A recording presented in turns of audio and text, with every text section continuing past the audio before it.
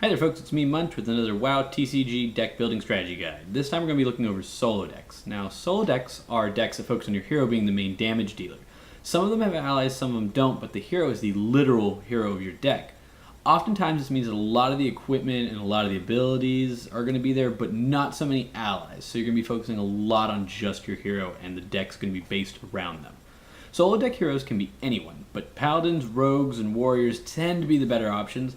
This is because of their large equipment pools and their overall damage output, not to mention that paladins and warriors have a very high HP total. This doesn't mean that other classes can't solo, just that they're not as well suited for it in comparison to, say, mage or something. Today we're going to be looking at a paladin deck featuring Alundra Sindori Timewalker. Alundra is a horde hero. She has 29 HP, and her ability states if you pay 3, it's a basic, you pay 3, you flip Alundra. Exhaust target opposing ally. It can't ready during its target controller's next step. The back of her card states once per game, exhaust 7, target ally deals unpreventable holy damage to itself equal to its attack. Alundra has high HP and an ability that is cheap and can prevent someone from protecting or attacking against her early game. Because of this, she is very adept at preventing an early rush against her and can sustain herself till later in the game. This is key to a solo deck because you don't have a lot of allies, so in this particular deck, since we don't have any allies, you need to have ways of preventing people from attacking you, dealing damage to you while you start building up so you've got the strength to take them down. Since we don't have any allies to defend for us, we're going to give Alundra the best equipment we can.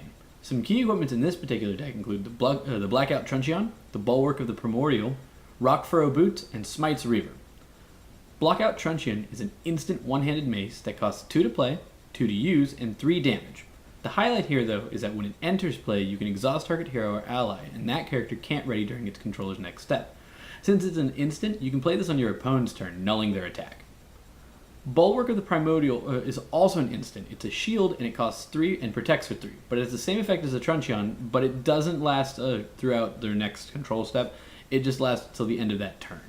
While it's only lasts that turn, it's still an instant and does come out whenever you want to do that same effect. So you can prevent an attack, you can prevent a protector, any of these things you can do.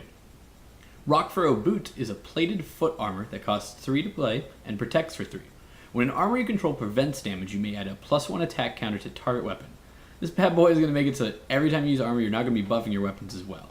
So that Blackout Truncheon is going to be dealing 4 damage, 5 damage every single time since it's any armor prevents damage. So this includes if you're blocking with both the Bulwark and the Rock Furrow Boots. So keep that in mind that you're going to be buffing up a lot of stuff real quick. Smite Trainer is the last equipment we're going to look at, and it's a one-handed axe. It costs 4 to play, 2 to use, and deals 4 damage. Its effect is, when you strike with this weapon, you may exhaust target hero or ally. When you strike with this weapon for the first time each turn, you may ready it and your hero at the end of this combat. This means that not only can you prevent someone from protecting against you, you can also attack more than once every turn. You can even attack once with it, hold the second attack, and use it towards counterattacking against enemies. Also take note that you can counterattack twice because it's every turn you strike with it. So as long as you have that 2 to use, you can literally block, where you can basically take the damage and attack back, as well as then ready yourself again to take more damage, to deal more damage again. There's only 3 abilities in this deck, but they're all incredible and very important to turning the tides in your favor. They are the Crusader's Armament, Crusader's Might, and Unyielding Faith. Crusader's Armament costs 2 and gives the ongoing effect to any armor of 10 protection. This is just a good card to have. There's not much else to say about it since it's very straightforward. It costs 2 plus 10 armor.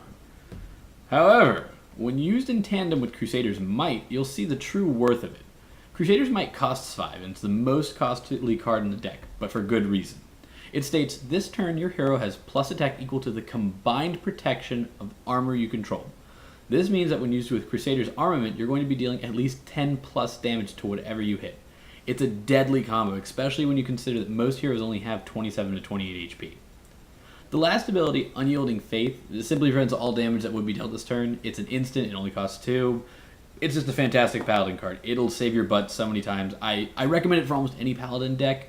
Almost any. It is a holy power, I believe, so you do have to focus on holy powers when you use it, but it's fantastic. If you can put it in there, I really recommend it. As you can see, this deck has a lot of options. Even though it has no allies and what seems to be a small pool of cards, it's a very strong deck and can hold its own against almost any kind of deck.